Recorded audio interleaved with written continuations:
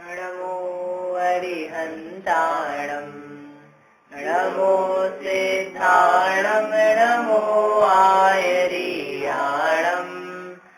नमो वज्रायाणम् नमो लोये सवसाहुणम् नमः श्रीवर्धमानाय निर्धूतकलिलात्मने सालोकानां त्रिलोकानां यद्विद्यादर्पणायते। ये मांगलिक ग्रंथ है, श्री रत्नाकरण श्रावकाचार्य है। इसके रचयिता आचार्य भगवान श्री समंतभद्र स्वामी हैं। इसमें 7 अधिकार हैं और 7 अधिकारों में से पहले अधिकार का नाम है, क्या नाम है? सम्यक दर्शन अधिकार है। सम्यक दर्शन अधिकार में क्या बताएंगे? क्या बताएंगे? सम्यक दर्शन बताएंगे। भाई अधिकार का नाम सम्यक दर्शन है, सम्यक दर्शन बताया जाएगा। सम्यक दर्शन का स्वरूप बताया। स्वरूप बताने के बाद में आचार्य देव ने यहाँ उसके जो अंग हैं, गुण हैं, वो बताए। तो उसमें से अपन ने 5वां अंग कल देखा था, इसका नाम है उपगुहन अंग। इस 5वें अंग में क्या स्वरूप है, क्या पाया जाता है, परिणाम कैसे रहते हैं जीव के, वो देखे। अपन पढ़ते हैं एक बार श्लोक, साथ में पढ़ते हैं। स्वयं शुद्धस्य मार्गस्य पालाशक्त जनाश्रयाम् वाच्यतां यत् प्रमार्जन्ति तद्वदन्त्युपगूहनम्। जो अर्थ क्या निकला इसका? जो मार्ग है, मार्ग यानी रास्ता। किसका रास्ता? तो अभी सम्यक दर्शन का प्रकरण चल रहा है, तो सम्यक दर्शन संबंधित रास्ता अर्थात रत्नत्रय रूप जो रास्ता है, यानी सम्यक दर्शन, सम्यक ज्ञान, सम्यक चारित्र रूप जो मोक्ष का रास्ता है। इस मोक्ष के रास्ते में किसी प्रकार का दोष किसी के द्वारा प्रकट हो गया हो, कुछ कमी आ गई हो, जो लोगों को दिखाई दे, दृष्टिगोचर हो, जिसके कारण से इस मार्ग में क्या हो, दोष पड़ने लग जाए या लोगों में इसकी अख्याति हो जाए, बदनामी हो जाए, जिससे लोग इस पे चलने से डरने लगे अथवा उन चलने वालों के प्रति विपरीत परिणाम रखें। इस प्रकार का जो किसी के द्वारा कार्य हो जाए तो उसको दूर करना, उसको नहीं फैलाना, उसको ढकना, उसके बारे में ज्यादा विशेष कुछ चर्चा नहीं करना अन्य किसी से। इस प्रकार का जो जीव का परिणाम है उसका नाम है उपगुहन नाम का अंग। तक उसको वदंती कहते हैं उपगुहनम। उपगुहन, गुहन यानी उसको छुपाना, उसको रखना। कैसे रखना? ढाक करके रखना। निज गुण अरु पर ओ गुण ढाके। ये अपन ने देखा था पहले, अपने गुणों को ढाके और पर के ओ गुणों को। तो ये विस्तार से अपन बाद में देखते हैं, लेकिन एक संक्षेप, मतलब जो मुख्य इसका प्रयोजन है उपगुहन का, तो पहले धर्म मार्ग पे लगता है। जो धर्म का रास्ता है और जो धर्मी जीव है, धर्मात्मा जीव है, उनके अंतर्गत किसी प्रकार का दोष बन सकता है। क्यों बन सकता है? तो आचार्य देव ने 2 रीजन दिए। बाल अशक्त जन आश्रयाम। बाल यानी जो बालक लोग हैं, बालक है यानी जो, देखो 2 है ना ये। बालक का मतलब क्या है? अज्ञानी। बालक नहीं, छोटा बच्चा। बाल से मतलब यद्यपि छोटा बच्चा होता है संसारिक भाषा में, लेकिन यहाँ पर किसका प्रकरण चल रहा है? मोक्ष मार्ग का। तो मोक्ष मार्ग के अंतर्गत जो बाल है, हर जगह अपने अपने विषय में बाल अलग अलग होते हैं। बाल मतलब ये बाल नहीं सिर वाले, बाल यानी बालक। तो दौड़ना हो, स्विमिंग हो जैसे, स्विमिंग में बाल कौन है? 2 साल का बच्चा की, 8 साल का बच्चा की, 15 साल का लड़का, 22 साल का युवा कि 30 साल का व्यक्ति। कौन? स्विमिंग यानी तैराकी, तैराकी के विषय में बालक कौन है? तो जिसको अभी तक उसका तैरना नहीं आता है, तैरना सीख रहा है, अब भले वो 5 साल का बच्चा हो, चाहे 25 साल का हो, चाहे 70 का बूढ़ा हो, यदि वो तैरने के लिए जा रहा है, वो तैरना चाहता है, तो तैरने के विषय में क्या है? वो बाल। तो 70 साल के बूढ़े को बाल कैसे कह सकते हैं? कि 70 साल की बात नहीं, विषय की बात है। किस विषय में? सामान्य अपन क्या संसारिक विषय में अपन बोलते हैं बालक, यानी ये संसार के विषयों में बालक है, यानी भी छोटा है, अनुभव नहीं संसार के। अब यहाँ पर हर एक विषय के बारे में बाल होगा। तो अब यहाँ पर अपनी बात है मोक्ष मार्ग संबंधी। मोक्ष मार्ग के विषय में जो बाल है यानी अज्ञानी है, उसके बारे में विशेष जानता नहीं है, इवन उससे विपरीत भी प्रवृत्ति करता है, उसका नाम है बाल यानी अज्ञानी व्यक्ति। एक तो वो, दूसरा दिया आचार्य देव ने अशक्त, जिसमें शक्ति नहीं है, शक्ति की क्षीणता है। शक्ति हो सकता है पहले थी लेकिन अभी नहीं है, या पहले से नहीं है, जो कार्य उसने अपने हाथ में ले लिया है उसको करने का पावर, दम, वीर्य, सामर्थ्य उसके पास नहीं है। ऐसे व्यक्ति के द्वारा भी कुछ दोष इस मार्ग में लगाए जा सकते हैं। ये दो ही प्रकार के जीव हैं, इसके अलावा अन्य के द्वारा नहीं लगाया जाएगा।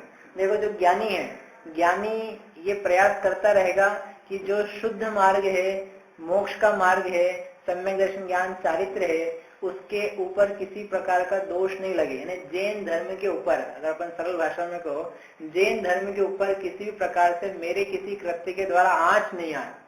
भले मेरे ऊपर आंच आ जाए, मेरा भला बुरा हो जाए, मेरा जीवन जाता चला जाए, लेकिन जिन धर्म के ऊपर आंच नहीं आनी चाहिए, इस प्रकार का भाव उसके बना रहता है। और सामर्थ्यवान भी है तो क्या होगा, उसके द्वारा कभी दोष नहीं लगेंगे, उसके द्वारा मार्ग में अशुद्धियां नहीं बनेगी, कोई निंदा के कार्य नहीं बनेंगे।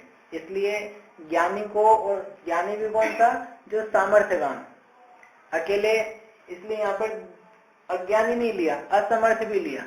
कोई व्यक्ति ऐसा भी हो सकता है, ज्ञानी तो हो लेकिन ज्ञानी होकर के अभी कैसा है, असमर्थ है, रोग के कारण से अथवा भूख प्यास की पीड़ा के कारण से, शरीर की दुर्बलता के कारण से, अनेक कुछ इस प्रकार के कारण है जिससे उसमें क्षीणता आ गई है, तो वो किस कैटेगरी में चला जाएगा, अशक्त की कैटेगरी में। लेकिन ऐसा ज्ञानी, जो ज्ञानी है और अशक्त नहीं है, बलवान है आत्म परिणामों से और शारीरिक परिणामों से, तो उसके द्वारा दोष नहीं लगेंगे। इसके विपरीत जो जिन धर्म के विषय में अज्ञानी है, रत्नात्र रूप मार्ग को यथार्थ जानता नहीं है, उसका फल जानता नहीं, चाहता नहीं है, उसके द्वारा दोष लगने की संभावना है। और जो निर्बल है, शक्ति नहीं है, उसके द्वारा दोष लगने की संभावना है। इसलिए ये यहाँ पर वो भी दे दिया कि किसके द्वारा दोष लगाए जाएंगे, किसके द्वारा जिन धर्म की और रत्नत्रय की अख्याति या बदनामी फैल सकती है, हो सकती है। तो कैसे फैलती है, कैसे फैल सकती है, कुछ अपन ने उदाहरण देखे थे, तो अपन देखते हैं अज्ञ व्यक्ति के द्वारा कैसे हो सकती है। अज्ञानी, जो अज्ञानी है, तो कई बार क्या होता है कि जो जिन धर्म का सेवक नहीं है, दो प्रकार से समझते हैं इसमें अपन, कि एक तो वह अख्याति जो जैनेतरों को प्रभावित करे, यानी ऐसा नाम फैल जाए जैनों का, जैनेतर समझते ना, जैन को छोड़ के दूसरे, तो उनमें इस प्रकार का जैनों का नाम फैले कि खराबी हो जाए, कि जैन सारे बेकार होते हैं, इनका व्रत तप नियम सब बेकार है, इनके आके साधु तपस्वी सब ढोंगी हैं, कुछ काम के नहीं है। इस प्रकार जैनेतरों में अख्याति जिन धर्म की फैले, एक तो ये तरीका है अख्याति फैलने का, बदनामी होने का। और दूसरा क्या है, जैनेतरों में तो कुछ नहीं हो रहा, जैन के बीच में ही बदनामी हो रही जिन धर्म की, जैन ही जैन को बदनाम कर रहा है और जिन धर्म से स्वयं विमुख हो रहा है, ये उसका दूसरा तरीका है। यानी एक तो बहुत बड़ा पाप हो गया, जैनेतरों में भी जो बातचीत चली गई और उसको जैन धर्म से अप्रीति हो गई, द्वेष हो गया, उसको हीन समझने लगा, तो उसने बहुत बड़ी बात हुई, बहुत बड़ा खोटा काम किया होगा। और जैन के अंदर ये तो वो भी खोटा है, लेकिन उससे रिलेटिवली अपेक्षाकृत कम लग रहा है कि वो जैनेतर को पता लगा था, बोले इसमें क्या है, हो सकता है। जैसे समझ लो कोई साधु है, साधु ने 2 बार भोजन कर लिया, उदाहरण के लिए, किसी ने करा नहीं, एक एग्जाम्पल मन से बना रहे, किसी साधु ने 2 बार भोजन कर लिया और किसी अजैन व्यक्ति को पता चला कि इनके साधु ने क्या करा, 2 बार भोजन कर लिया, तो क्या करेगा वो, इसके बारे में कितना फैलाएगा या कितनी जिन धर्म की निंदा होगी इसके माध्यम से। कुछ नहीं, ठीक है 2 बार कर लिया तो कर लिया, हमारे साधु भी करते हैं, हमारे साधु 2 बार क्या 4 बार कर लेते हैं इसमें कोई खास बात नहीं है। तो ये चीज किसी ने फैलाई तो उसको लेकर के वही बहुत ज्यादा बवाल जैनेतरों में नहीं मचेगी, लेकिन यही चीज जैनों को पता चलेगी तो जैनों में बहुत बड़ा हंगामा, मतलब कि अरे ये कैसा साधु, ऐसा नहीं करना चाहिए, बिल्कुल भ्रष्ट है, भगाओ, ब्ला ब्ला, मतलब नाना प्रकार, ये तो ठीक ही नहीं है। तो वो जैनों में उसने क्या होगा, अकीर्ति फैलाई, तो यहाँ फैलाने वाले की बात नहीं कर रही, कौन फैला रहा है कोई नहीं फैला रहा। अपन तो उपगुहन समझने का प्रयास करना चाहते हैं कि उपगुहन में इस प्रकार की जो चीज दिख जाए तो उसको किस प्रकार से ढका जाए, उसका दोष को दूर किया जाए, वो उपगुहन के अंतर्गत है। लेकिन ये दो प्रकार से समझ लो। तो यहाँ पर पहला, जैसे एक अपन ने कथा पहले सुनी भी थी और इसके उदाहरण में आगे आएगी भी, कि उससे अपने को बहुत जल्दी समझ में आ जाएगी किसको उपगुहन कहना।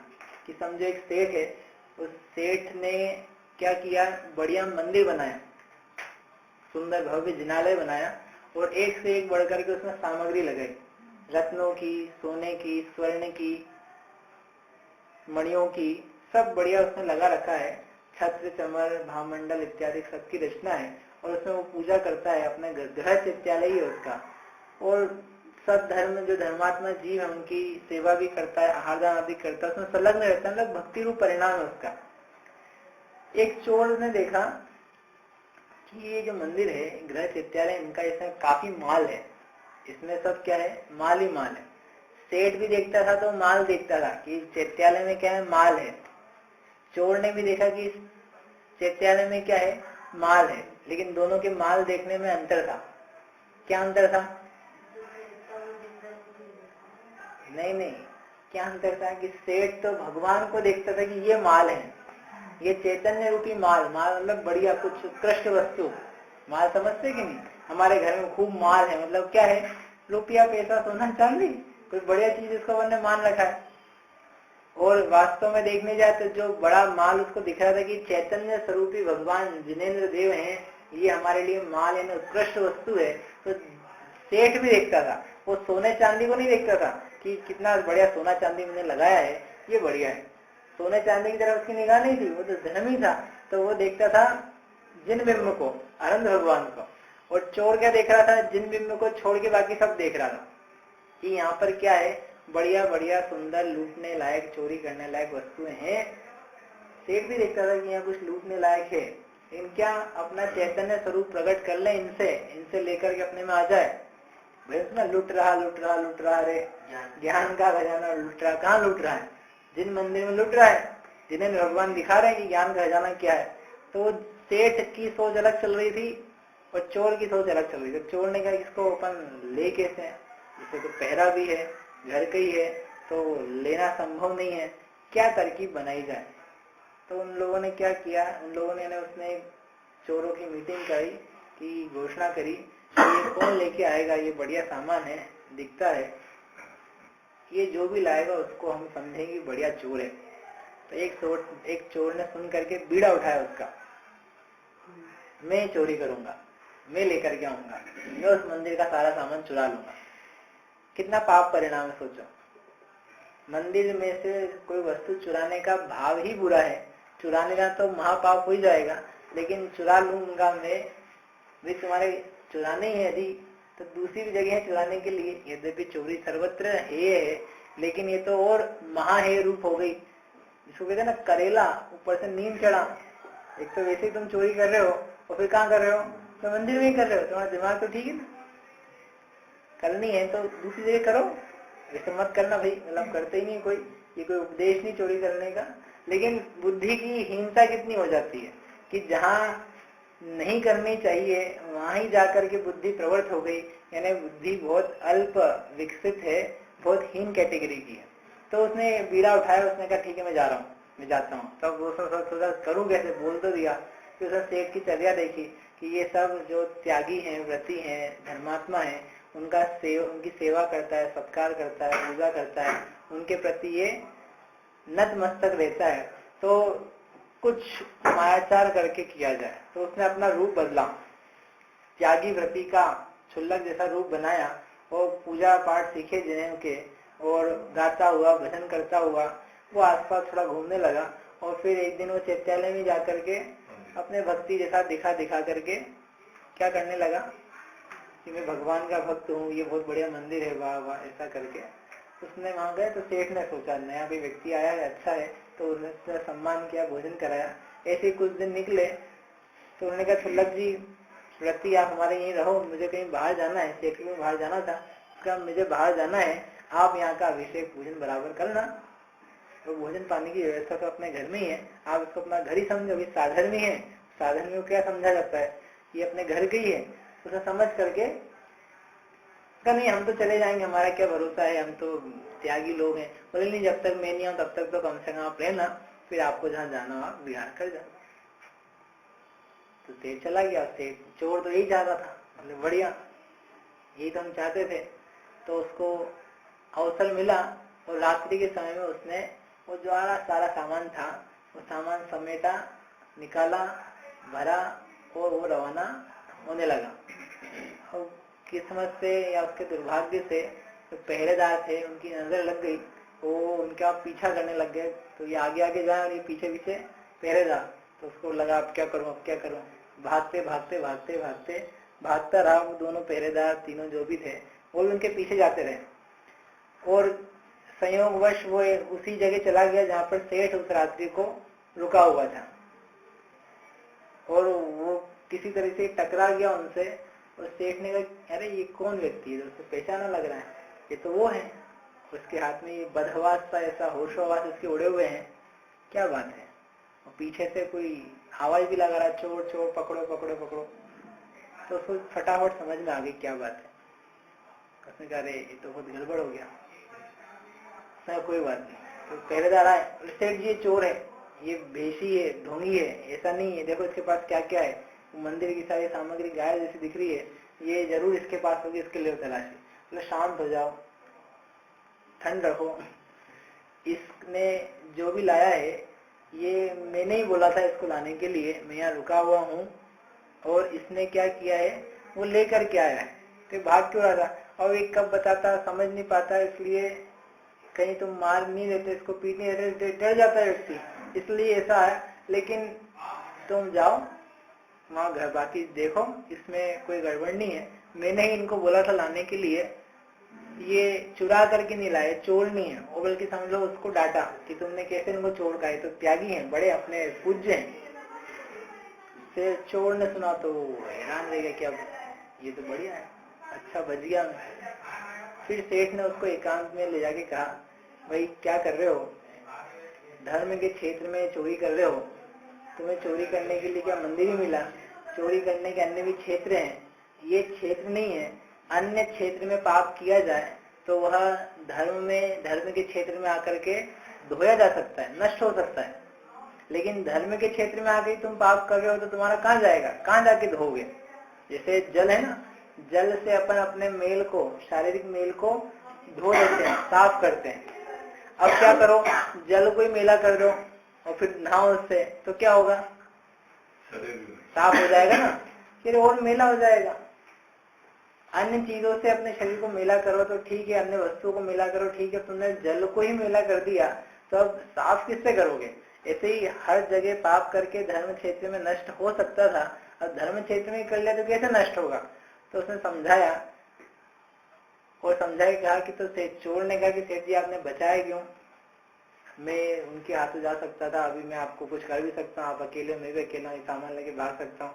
बोले तुम सामान लेके भाग जाओ, इसकी मुझे चिंता नहीं है, इस धन की उतनी कीमत नहीं है जितनी कीमत तुम्हारे चोर कहला सिद्ध हो जाने पर हमको चुकानी पड़ती।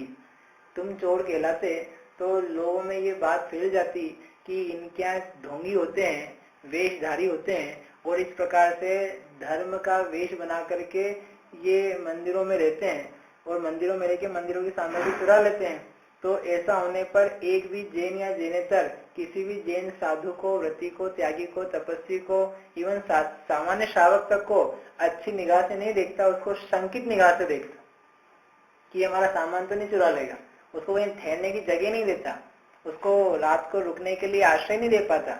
अभी तो ये है कि कहीं भी साधु निकल जाए तो कोई भी व्यक्ति, कभी शाम हो जाए रास्ते में तो कोई भी व्यक्ति तत्काल उसके लिए क्या करता है, अपना आश्रय देता है कि ये तो साधु है, दिगंबर है, निर्ग्रंथ है, इनके पास क्या है, पापों का त्याग किया हुआ है, हमको इनसे कुछ भी भय नहीं है।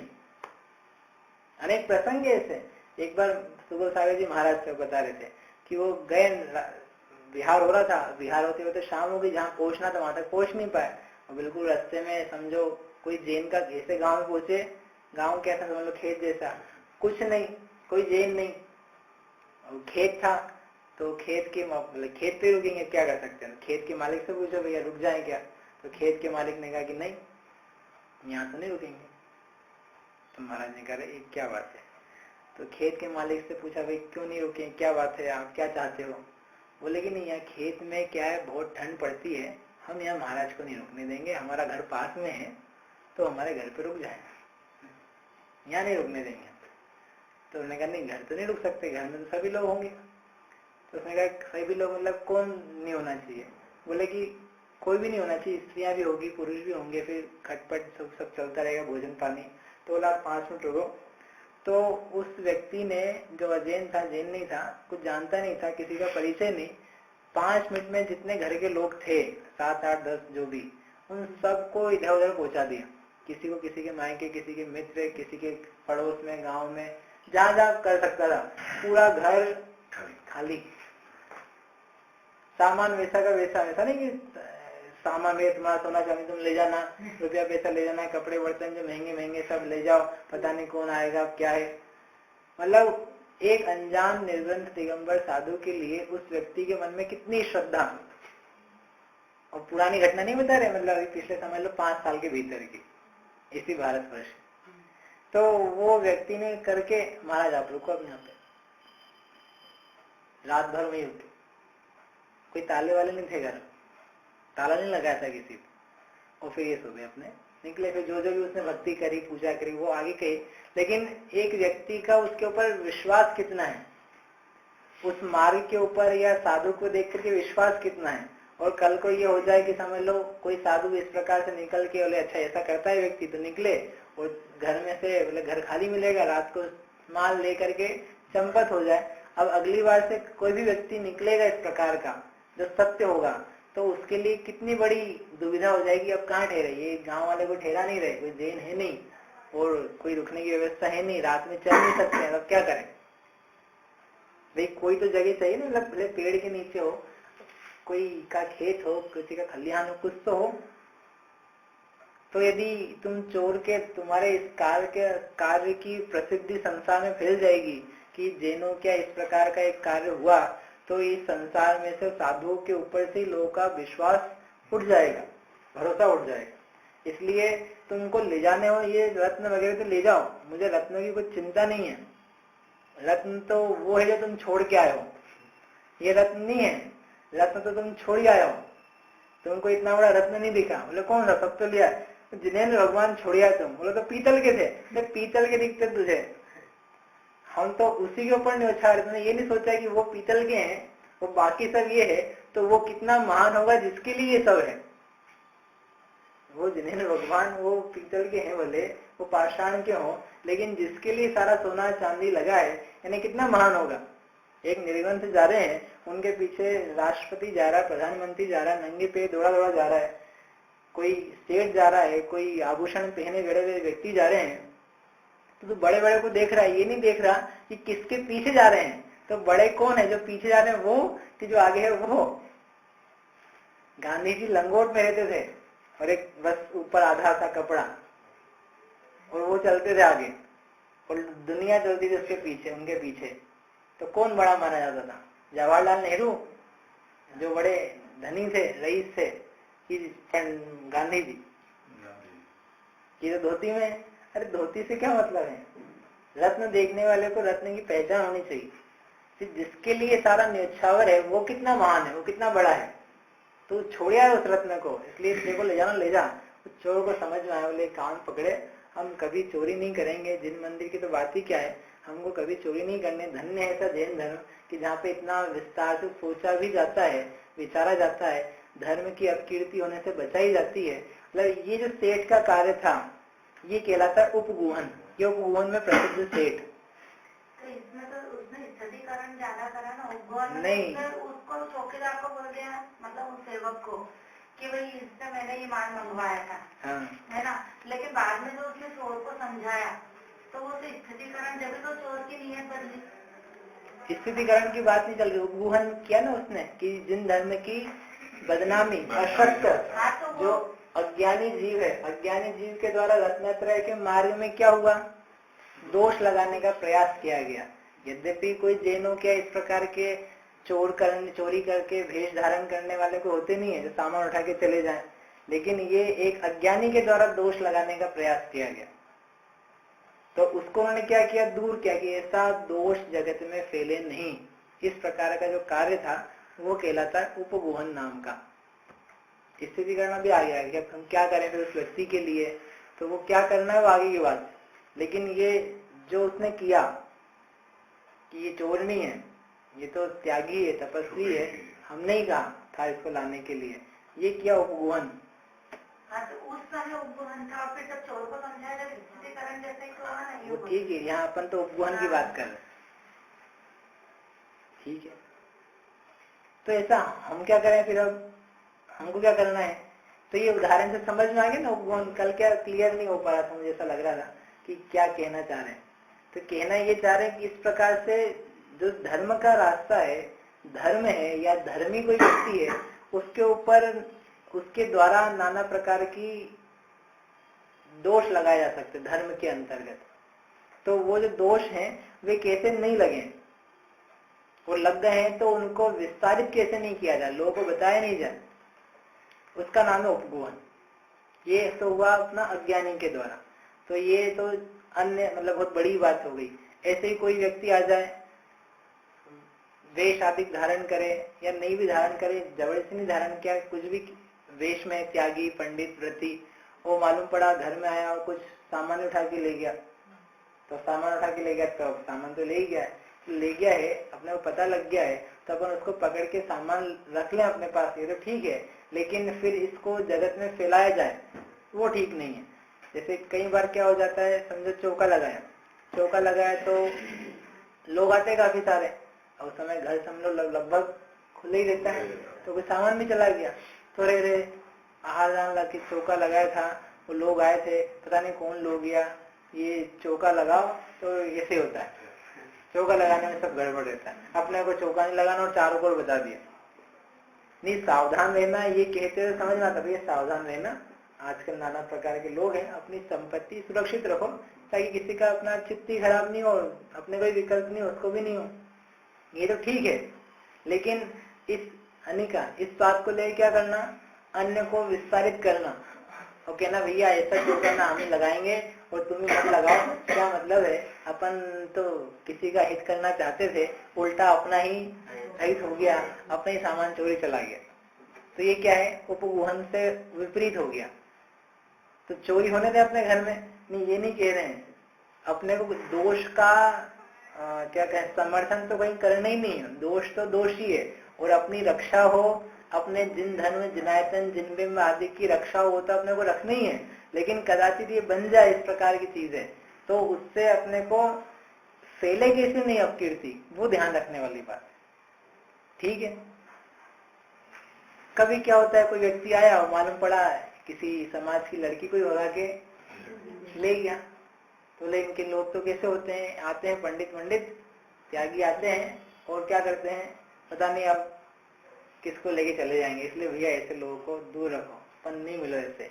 तो एक व्यक्ति ने किया, लेकिन हर व्यक्ति इस प्रकार का दोषी नहीं होता है, लेकिन एक के कारण से वो सारी जो लोग समाज हैं, संप्रदाय के लोग हैं, वे सब कैसे होते हैं, वे बदनाम हो जाते। तो क्या लड़कियों को भागने दे फिर लड़कों के साथ, ये नहीं बात है, लेकिन किसी के द्वारा ऐसा हो जाए तो उसको अपन क्या करें, किस प्रकार से बचाया जाए, अपकीर्ति को बचाया जाए। तो ये अपकीर्ति की क्या दिक्कत है, फैलने दो ना अपकीर्ति, होने दो, क्या फर्क पड़ेगा।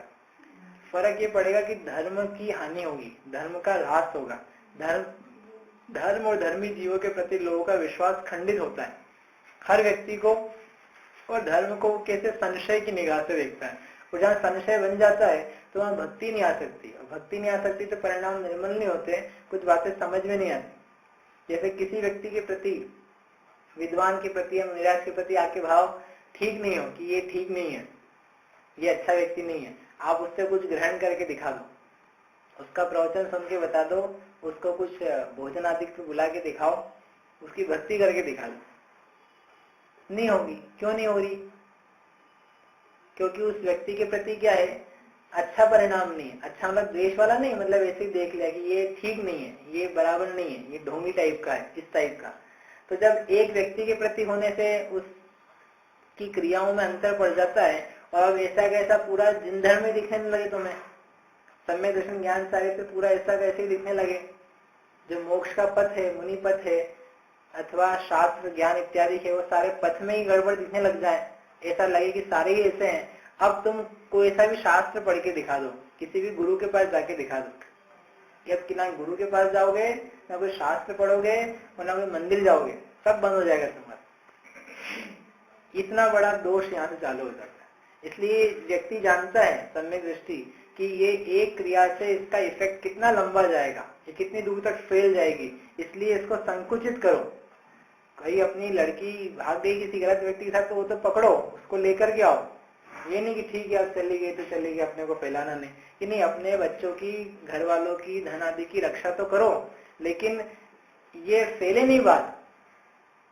अरे किसी ढोंगी के साथ चले गया तो क्या बात है, जिसको अपन जानते हैं उसके साथ ही चली गई हो तो ही लोग क्या करते हैं, भैया बताने की जरूरत नहीं है, चुपचाप काम हो जाए, लड़की आ जाए वापस, और वो जो है उसका वो जाने, उसको भगाओ, अपना काम निकाल लो।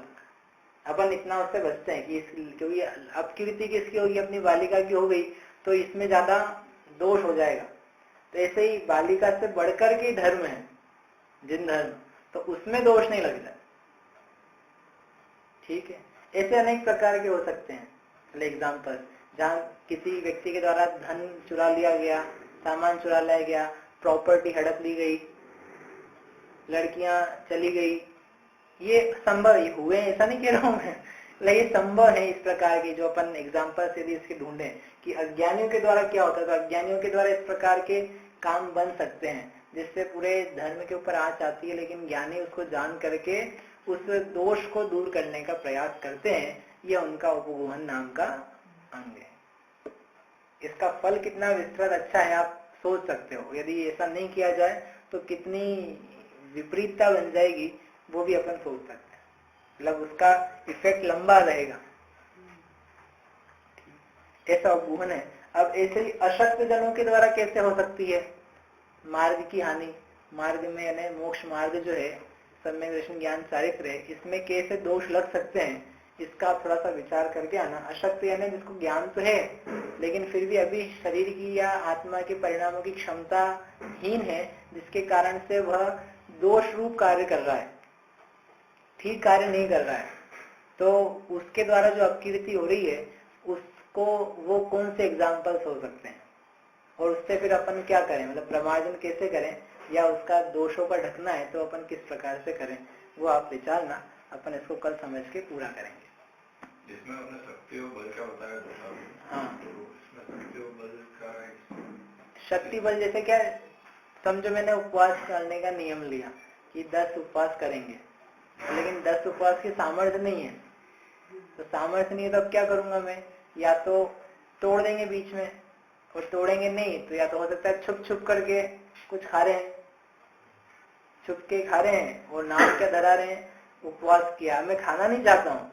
एक तो अज्ञानी है कि जो बस नाम के लिए कर रहा है, तो वो कोई डर भी नहीं उसको कि ठीक खा रहे हैं, कोई दिक्कत नहीं है।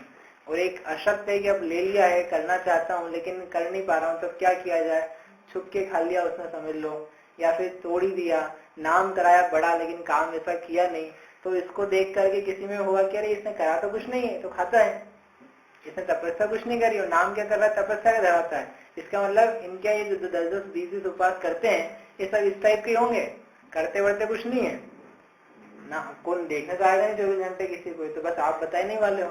तो एक का मालूम पड़ गया कि इसने करा कुछ नहीं है, उपवास का नाम धराया है, इनके सारे लोग इस टाइप के, इसलिए इनकी तपस्या में कोई तपस्वी डे मनाने की कोई जरूरत नहीं है। इनका सब तब ढकोसला है, झूठ है, गलत है। इससे तो हमारे अच्छा फरियाल खाते हैं, लेकिन बोलते ना डंके की चोट पे, फरियाल खाते हैं और उपवास करते हैं, यही बढ़िया है, लेकिन ये बढ़िया नहीं है। तो ऐसा अशक्त जन, यानी उसमें क्षमता नहीं थी, फिर भी उसने कार्य किया और करके उसमें दोष लगाने वाले कार्य कर लिए, तो वो बदनामी हुई। तो उसको कैसे प्रमाणित किया जाए, मतलब उसका दोष नहीं कहा जाए, उसको समझाया जाए भले, लेकिन दोष नहीं फैलाया कि इसने इस प्रकार के कार्य किए। या जैसे कल एग्जांपल दिए थे ना, ये नाना प्रकार के अपने विवाद चलते रहते हैं मंदिर आदि संबंधी, तो वो सब कैसे हैं कि अज्ञानियों के, अशक्तों के द्वारा, उनकी शक्ति नहीं है, सामर्थ्य नहीं है, अज्ञानी भी है, सही प्रकार की दोष बने तो उसको फैलाया नहीं जाए। अज्ञानी में तो क्या ज्ञान ही नहीं है उसको कि सही क्या गलत क्या है। अशक्त में हो सकता है ज्ञान है लेकिन फिर भी शक्ति नहीं है, सामर्थ्य नहीं कि उस दोष को टाल सके वो। ये अंतर है दोनों। क्या पूछ रहे, ये पूछ रहे थे क्या? वो शक्ति और बल का इसमें क्या है? शक्ति बल में शरीर की नहीं है, आत्मा के परिणामों की सामर्थ्य नहीं है, शरीर की सामर्थ्य नहीं है इस प्रकार की कार्य करने की, जो हाथ में ले लिया फिर भी करना चाह रहा है तो उसमें फिर कोई दोष लग जाते हैं और दोष बड़े भी हो जाते हैं। उनसे बचाना, उनसे उत्पन्न होने वाली बदनामी से, निंदा से बचाना, जिन धर्म को, उस व्यक्ति को बचाना इतना महत्वपूर्ण नहीं है, जिन धर्मों को बचाना। और व्यक्ति ज्ञानी है तो उस व्यक्ति को ही बचाना, ये व्यक्ति का नाम नहीं बुरा फैले, क्योंकि अधिक अपन और विचार करेंगे। ठीक। जावाणी के ज्ञान ते सुझे लोकालोक, सो वाणी मस्तक नवो सदा जे